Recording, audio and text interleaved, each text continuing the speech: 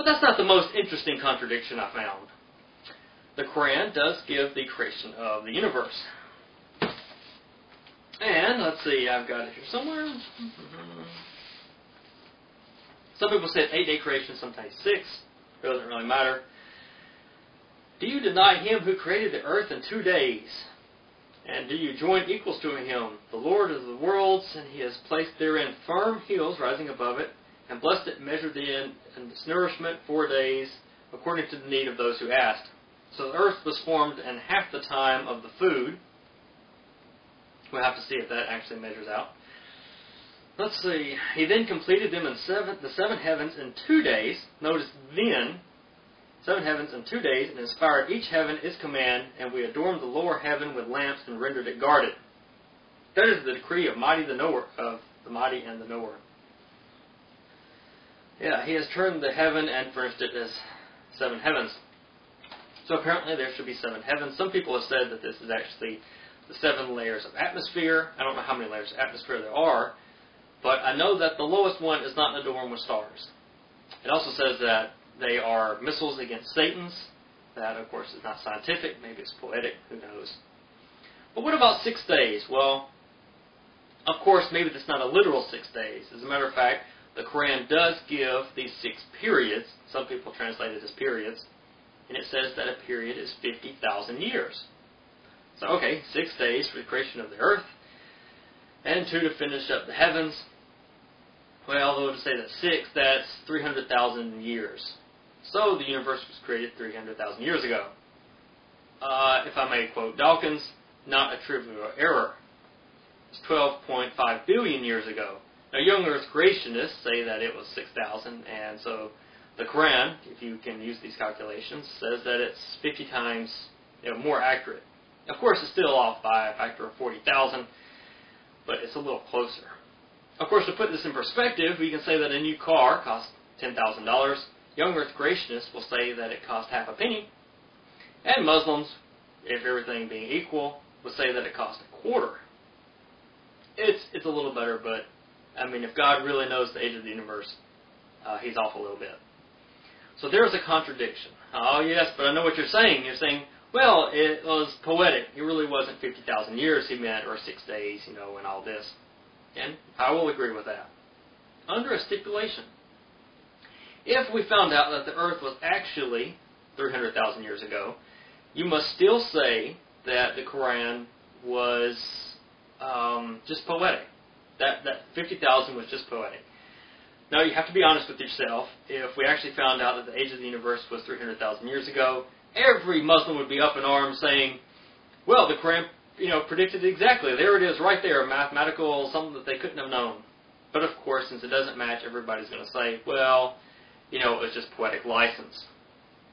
But if it's just poetic license, and there's no reason to think that it wouldn't be, well, you could just say that the whole Qur'an is poetic license. Anything I say that contradicts science, well, this contradicts science.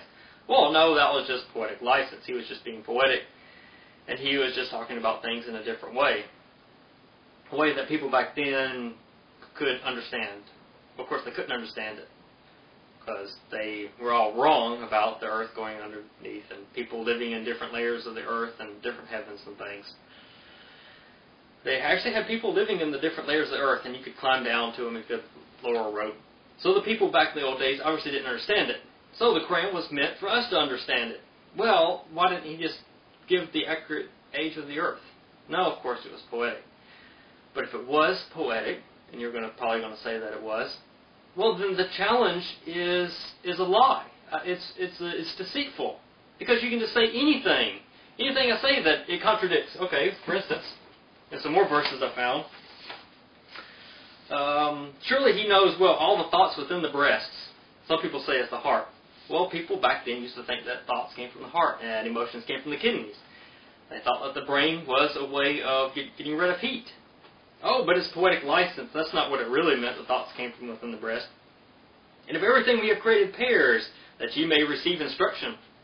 Not all living things come in pairs. What about this contradiction? And the earth we have spread out and set thereupon mountains, firm and immovable, and produced therein all kinds of things in due balance. But that contradicts, thou seest the mountains and thinkest them firmly fixed, but they pass like the passing of clouds. That was in 2788. But of course, in 1519, he says that it was firm and immovable. So it's firm, and then we think it's firm? Well, yeah, we think it's firm because you just told us it was. But no, it passed like clouds. Good grief. Red herrings again. And who created the seven heavens, one above the other? You see no incongruity in the creation of the beneficent Allah. And look again, can you see any disorder? Why should we see any disorder? That doesn't prove anything.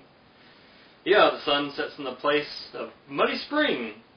When we reach the place of the rising of the sun, we found out in a people who we have found no shelter.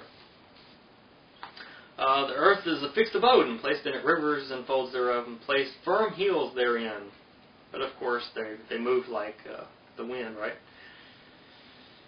And the sun in his brightness, and the moon, when she shall follow him. The moon does not follow the sun.